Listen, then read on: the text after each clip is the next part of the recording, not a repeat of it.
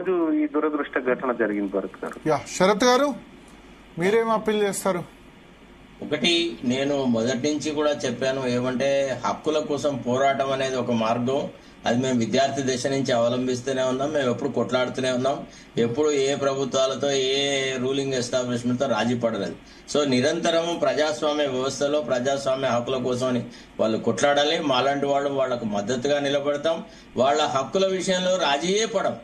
అయితే నేను ఒక్క రిక్వెస్ట్ మాత్రం ఈ సందర్భంలో చేస్తాను. ఎందుకంటే first of all this incident, ఇతని ఆత్మ బలిదానం అనే అంశం మీద క్షుణ్ణంగా దర్యాప్తు జరగాల.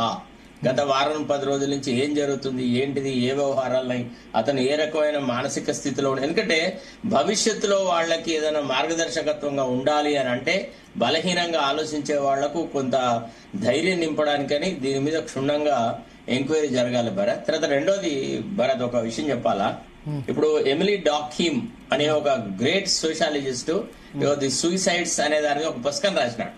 ఇది నేను విద్యార్థి దశలో ఉస్మానియా యూనివర్సిటీలో ఉన్నప్పుడే చదివినాను. అంటే రకరకాల కారణాలతోని వ్యక్తులు సూసైడ్ కు అనే నిర్ణయం తీసుకుంటారు, ఆత్మ బలిదానం చేస్తారు అని. అయితే యువకులకు చెప్పాల్సింది బంగారు భవిష్యత్తు మీది. మీరు ఆత్మ బలిదానాలు చేసుకొని ఏం సాధిస్తారు? ఇప్పుడు ఎవరు మీకు మోసం చేస్తున్నారు? ప్రభుత్వ పరంగా కొంత రకరకాల డోలాయమాన పరిస్థితులలో ప్రభుత్వ ఆలోచన విధానము, తర్వాత అధికారంలో ఉన్నటువంటి కొంత అగ్రకులాల వాళ్ళు అయ్యో అధికారం మా చేతి నుంచి పోతుంది, బలహీన వర్గాల వాళ్ళ చేతికి పోతుంది, వాళ్ళ రాజ్యం వస్తుందని అంతా ఏదో రకరకాల వ్యవహారాలు చేస్తున్నారు. ప్రభుత్వం కూడా చిత్తశుద్ధితోని ఏదైతే రిజర్వేషన్ ఇస్తామో 42% అన్నారో దాని ప్రకారంగా చిత్తశుద్ధిగా కార్యక్రమాలు చేయాలి. ఇంకెంతమంది ప్రాణాలు పోయినాక ఈ ప్రభుత్వం నడుం కడుతుంది? ఎప్పుడు ఆలోచిస్తుంది? ఇక అంటే ఎవరి ప్రాణమైనా ప్రాణమే కదా. ఇప్పుడు ఆ పిల్లోడు, అతని వాళ్ళ కుటుంబము, వాళ్ళ పరిస్థితులు ఒకసారి తలుచుకుంటే చాలా దారుణంగా ఉంటాయి. కాబట్టి దయచేసి ఈ విషయంలో మాత్రం ఇతని ఆత్మ బలిదానం వెనుక ఉన్న కారణాలు, ఇతరత్రమైన అంశాల మీద క్షుణ్ణమైనటువంటి ఎంక్వైరీ జరగాల. ఇంకొకళ్ళు ఎవ్వరు ఆ రకమైన ట్రాప్ లోకి పోకుండా ఉండాలని అన్నప్పుడు దీనికి సంబంధించిన విషయాలను బహిర్గతం చేయడం కూడా అవసరం. అట్లా ఇప్పుడు అన్నారు కదా, మల్లన్న అన్నారు కదా, శ్రీకాంతాచారి తెలంగాణ ఉద్యమం బీసీ ఉద్యమానికి నేను అని, బహుశా అట్లా ఆయన తప్పుడు పందాలు ఎంచుకున్నారేమో అని అనిపిస్తుంది నాకు. అట్లా అదేనండి, that is called mental status అంటాం అనమాట.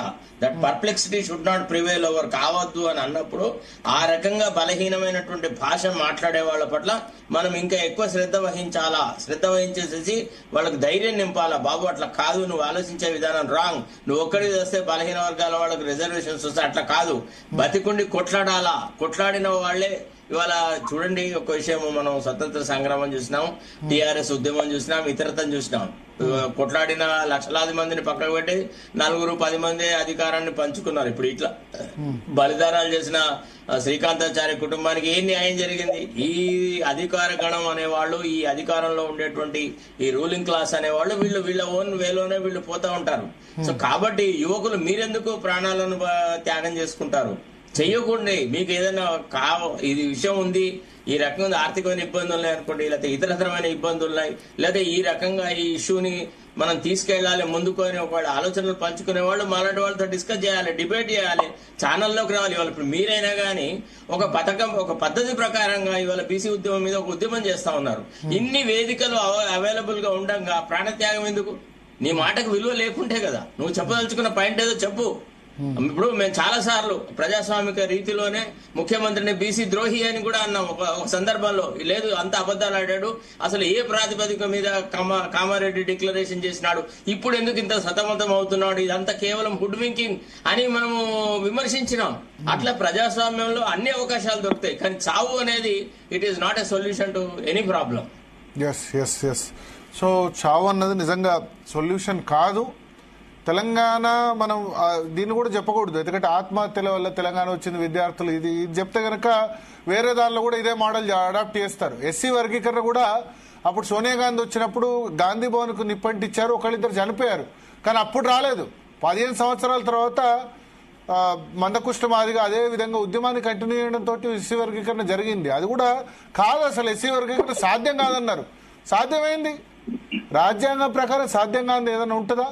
ఉంటుంది, ఏది లేదు, ఏదైనా సాధ్యమే.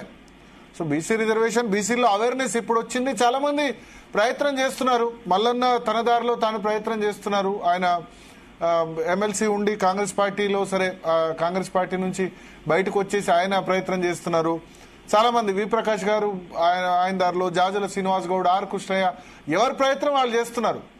ప్లస్ అన్ని రాజకీయ పార్టీలు కూడా వి ప్రకాష్ గారు అన్నట్టు కాదనలేని పరిస్థితి వచ్చింది. మొన్న బంద్ పెడితే అందరు సపోర్ట్ చేశారు. అది కూడా విచిత్రమే. మేము బంద్కు దానికి నెగటివ్ ఉన్న పక్షం లేదు, బీసీ కాజుకు నెగటివ్ ఉన్న పరిస్థితి లేదు. సో మహిళా రిజర్వేషన్ కూడా అంతే. అప్పట్లో ఒక ఆర్జేడీ, తర్వాత సమాజ్వాదీ పార్టీ తప్ప అన్ని పార్టీలు వ్యతిరేకించి కానే కాదనుకున్నారు. కానీ మహిళా రిజర్వేషన్ బిల్లు 96 నుంచి ఉంటే మొన్న అయిపోయింది. సో ఇప్పుడు బీసీలో అవేర్నెస్ వచ్చింది కాబట్టి బీసీ బిల్లు ఆగితే 1 సంవత్సరం 2 సంవత్సరాలు 3 సంవత్సరాలు ఆగుద్ది తప్ప దీన్ని ఆపడం ఎవరి తరం కాదని నేను అనుకుంటున్నా. కాబట్టి ఈ ఆత్మహత్యల దిశగా ఆలోచించకూడదు. ఆత్మహత్యలు సొల్యూషన్ కాదు. ఆత్మహత్యల వల్ల ఇటువంటిది రావు. అది మనం అందరం మెసేజ్ ఇవ్వాలి. ఎందుకంటే నా ఆత్మహత్య వల్ల ఇప్పుడు ఆయన అన్నాడు, అతను ఆ ఇంప్రెషన్లో ఉన్నాడు, శ్రీకాంతాచారి ఆత్మహత్య వల్ల తెలంగాణ వచ్చింది, నా ఆత్మహత్య వల్ల బీసీ అదని చెప్పి. సో అటువంటి ఇంప్రెషన్ మనం కూడా కలిగించకుండా ఉండే ప్రయత్నం చేద్దాం. తిరుమల మీరైతే అతను జాగ్రత్త వీలైనంత మంచి ట్రీట్మెంట్ అందించే ప్రయత్నం చేయండి. ఆబ్వియస్లీ మిమ్మల్ని మేము గాంధీ ఆసుపత్రిలో కూడా చెప్పండి. గాంధీ ఆసుపత్రి